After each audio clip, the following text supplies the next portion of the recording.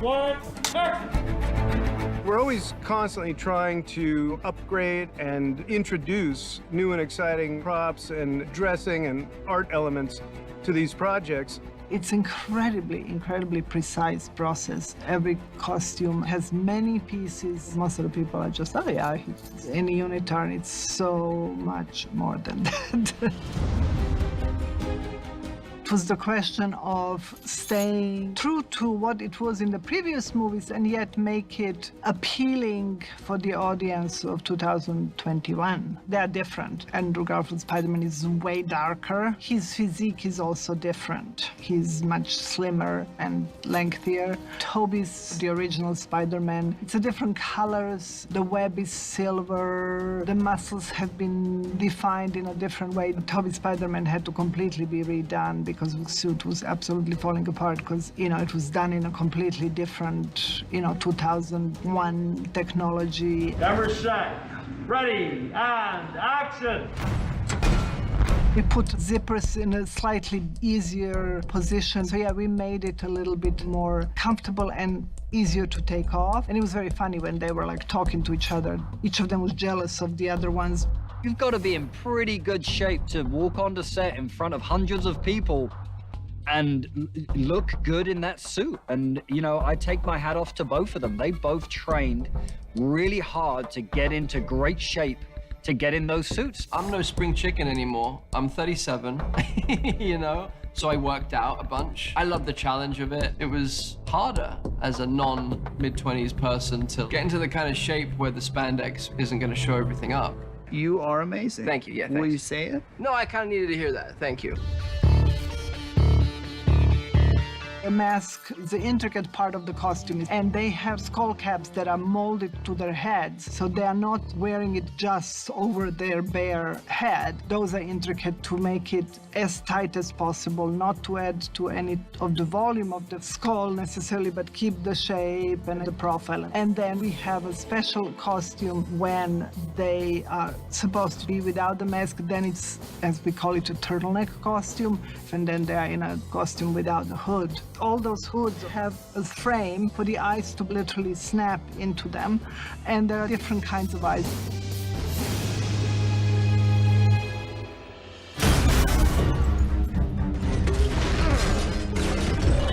With Dr. Octopus, I wanted to update that costume to look more tailored, more tough, but without changing drastically design. I wanted him to be a little kind of more superhero-ish in a sort of modern Marvel, Sony sense of the word. So we changed the cut, but we also drastically changed the fabric. We adjusted a little bit of the color. His belt girdle, completely practical.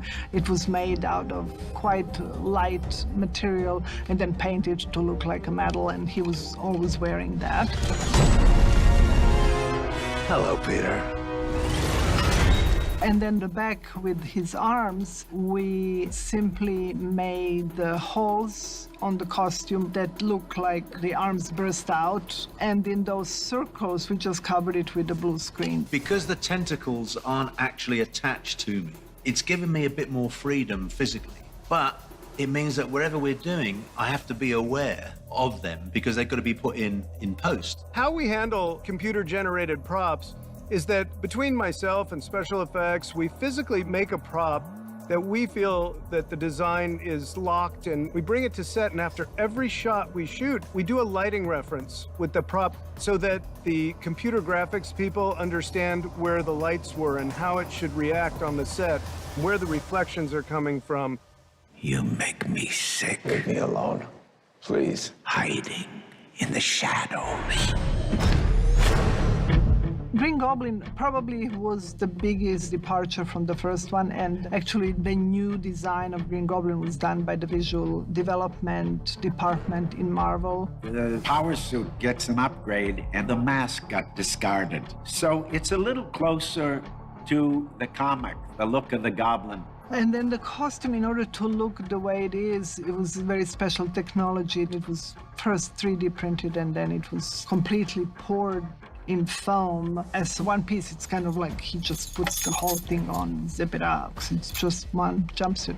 I know, it sounds so simple. It's very complicated. In the first series of Spider-Man movies, they wanted something created by new tech. They wanted it scary and they wanted it hard. But in that suit, it's quite limited what you can do as far as physical gesture. Sometimes I was wearing that mask and could barely see out of it.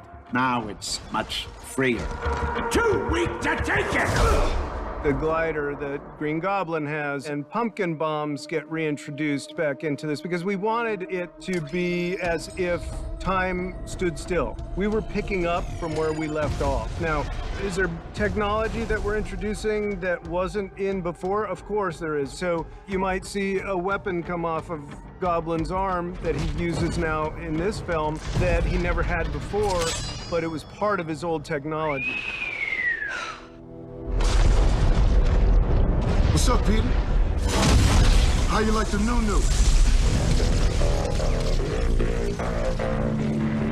We talked about it, and we made a conscious decision not to be blue.